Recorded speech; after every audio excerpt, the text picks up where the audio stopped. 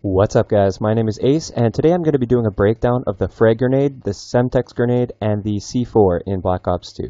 So let's jump right into the damage of these lethals.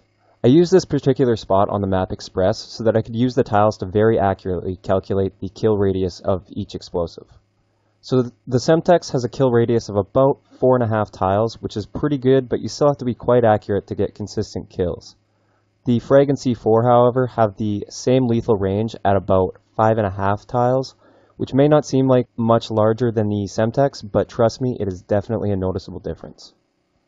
So now let's move on to some of the stats of these three explosives.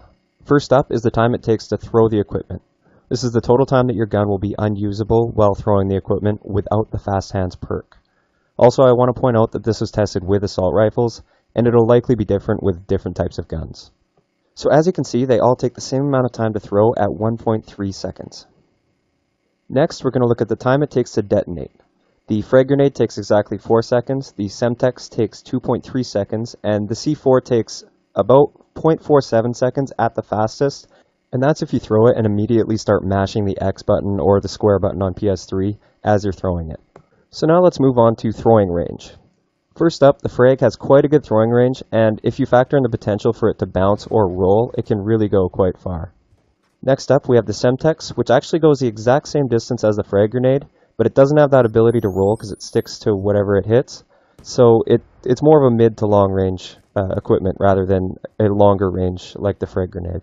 And finally, we have the C4, which goes only about half of the way as the Frag or Semtex does.